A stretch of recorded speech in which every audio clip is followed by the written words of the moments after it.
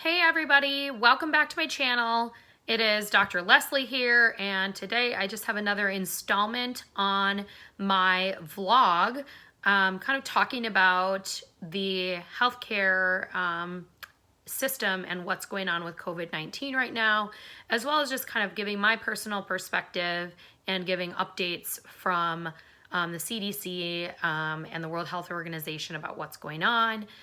I tried to do kind of formal TikToks and YouTube videos and stuff like that, and all the information is just changing so rapidly that I wanted to just kind of share it and sit down and vlog, I guess, and give the perspective from what's going on at hospitals, what's going on at clinics, how we're preparing, and kind of what we see playing out. This is my dog, Mac. He's sitting on the side of the couch, and so he might move around. This is his little ear. Here he is. Hey, bud. He didn't like it. Kind of give you updates for the day. So I worked at clinic today, and again, I told you in my last video, we had a big training about all of this yesterday. And there have been some changes. As I expected, every single day, I think there are going to be changes about this. So I was back in clinic today.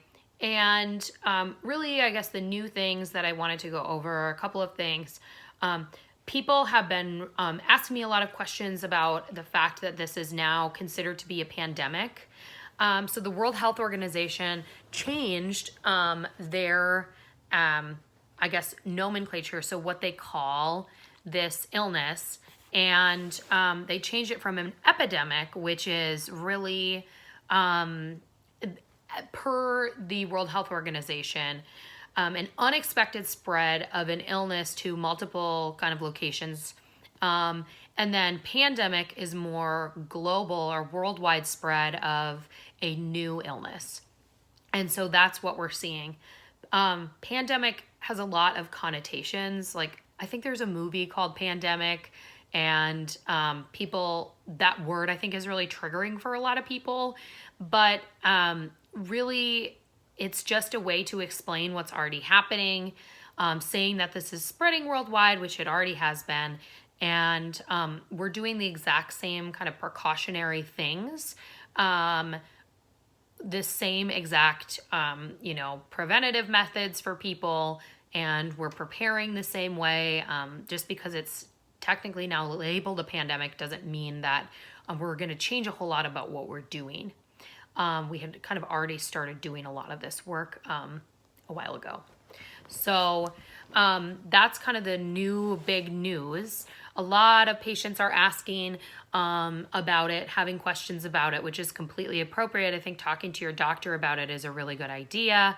If you aren't feeling sick and want to avoid illness, you can also call your clinics and get more answers about it. Usually state departments have a phone line that you can call if you look up your state department. I know the Minnesota Department of Health has a phone number where you can call to get the most accurate and up-to-date answers if you want really good information and you're wondering where to find it on the internet. Other places you can go, again, are the CDC, the World Health Organization, and your State Department website. Those are really good places for answers and for new information and updates. So I think one thing that I've noticed is that people have been just saying like, oh gosh, like kids can't get this, right? Like it's happening in older folks. And the situation is that there are kids who have gotten this, and it's just hitting elderly folks a lot harder. And so yes, absolutely, babies and kids can get this. Another thing that I've been hearing a lot of is some pretty discriminatory comments online. I don't know if you guys have seen those. I'm not going to repeat them here. I'm not going to give any of that the time of day. But what I want to say is that no certain race is more likely, less likely to get this illness, right? Viruses don't discriminate based on race, which is a social construct anyway. So anybody can get this. And so I want people to remember that and try to avoid feeding into a lot of those discriminatory comments online because they're happening all over the place. So I guess the new numbers that I've heard, and I'm looking at the CDC website. I got my computer right behind my phone, which is what I'm filming on. I'm so high tech. The total cases in the U.S. as of whenever I'm looking this up this afternoon on the 11th of March, 938 in the U.S. and a total of 29 deaths. This is happening in 39 places, I guess 38 states and D.C. So that's where things are happening, and the exact numbers for the day. My dog is barking at who? Somebody's walking by our house. Okay, good job, buddy. So those are the numbers that I have right now. I think so. The cases in Minnesota there are 5 now, and there is one person who is in critical care who is 30 years old, which is really disheartening to hear. I think based on my conversations with physicians and other residents who we're all working with and training with, I think there is a decent chance that number is higher. I know that I at least know of a few cases where there are tests that are pending of COVID-19, and we just don't have those test numbers back yet. So I imagine that the numbers will rise somewhat over the next days, weeks. I don't know. One thing that I did want to mention as well is that the university near where I live has suspended all spring classes based on this. And I want to talk to you guys a little bit about why. And this is a really important public health strategy that a lot of different schools are taking, a lot of different organizations, even governments are taking. And that is decreasing the number of events where there are like hundreds of people together in one space. So that's why music festivals are being canceled, big, huge classes with large auditoriums of people are being canceled. Churches are telling people that they can practice their faith from home. And it's this phenomenon called flattening the curve. And there's this really interesting kind of graph that explains this from the CDC that was just released. And what it shows is how if we utilize strategies like minimizing the number of contact each person has with a bunch of other people, we can help spread out the amount of people that get sick all at once. And the reason why we want to do that is because there are limitations on resources that we have to care for people with this illness. And, if a bunch of physicians or healthcare workers, nurses, and other really important staff, if some of those people are getting sick while, everybody gets sick at one time, then that can cause a big backlog in the healthcare system, a big backlog as far as hospitals and clinics and that kind of thing, if everybody gets sick all at one time. And that is something that it sounds like was happening in Italy. I read this really interesting article written, or I think it was just a Reddit post actually, by a physician who's working there. And that was really kind of the concern that he had. My dog's starting to growl again.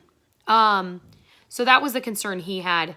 And it makes sense. Like if you think about influenza, the season lasts from the end of fall through spring, right? And so those illnesses are spread out over a long period of time. I'm sorry that my dog is growling during this. Again, it's another dog that's walking by. So if you think about that, all the cases of the flu, tons of people get hospitalized for the flu every year, but it's spread out over all winter rather than everybody getting the flu in a 2-week time period, in late November or whatever. And so if everybody gets sick all at once, then there's this backlog. And so if you look at this graph, which I'm going to post here, you can see that if everybody gets sick at once, I mean, there's that line that shows this is the capacity for the healthcare system. And if everybody gets sick from this at one time, then there's going to be a backlog in the healthcare system. And so what we want to do is we want to flatten the curve. That's what they say, is flatten the curve and make it so that, you know, we expect more people to get sick, but we want to spread that out, and so that we're able to take care of people and prevent that backlog from happening. And so flattening the curve, that's something that's really important. I think it's probably trending on Twitter right now. And this is just a really interesting graphic. And so that's why everybody is recommending people, really don't go to the movie theater.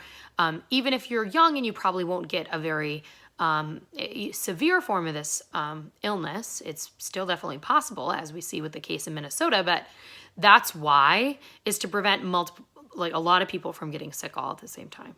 So those are kind of the big updates for the day. We are just really learning more every single day.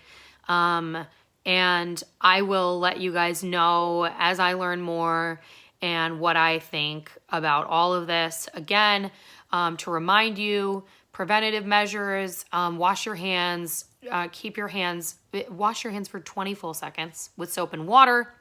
Soap and water and hand washing is the preferred method to clean your hands. Sorry about the shakiness. I really need to get like a camera holder or something. But the preferred method is to wash your hands with soap and water. And if you don't have access to that, you can use hand sanitizer. Be careful about all those videos on homemade hand sanitizer. And then wipe down your surfaces as you can. There's a CDC list of cleaners, like home cleaners, and things that are protective, like different cleaners and wipes and things like that will kill this coronavirus. So you can check that out. I'll put the link to that in my description down below. And then also make sure you keep your hands out of your eyes, nose, and mouth. If you are sick, wear a mask. The rest of the public does not need to be wearing masks. And those are kind of the big prevention strategies. Do not leave your house if you're sick. If you have a fever and a cough, then you would want to touch base with your physician. You can call them, or you can call the hotline for your state health department, and I will link the Minnesota State Health Department hotline below. And so only call that if you're in the state of Minnesota. You otherwise look up your own state. And stay informed. Again, I keep saying this, illnesses happen, infectious illnesses happen, the flu happens every single year. We know the preventative strategies that help with this. So we just need to make sure everybody is buying in, everybody is utilizing those strategies, and just really making sure that you are listening to facts, and facts that come from a valid source like the ones that I've listed here. Facts over fear, I think at this point is going to be really important. I said that yesterday. All right. So that's my 2 cents for the day. I will see you over the next few days. Hey, so just a couple of final thoughts. Please subscribe to my YouTube channel if you're interested in any of this content. Thank you so much for watching. Also, I literally just got done and realized that the NCAA tournament, so March Madness, they're holding their games, but they're not having any spectators. Again, #flatten the curve. This is a good idea. And if anybody's stuck at home, then they can watch March Madness for the next few weeks. So, something to do. Thank you to the teams for playing despite all of this. And I just wanted to give you guys that update as well. All right, bye.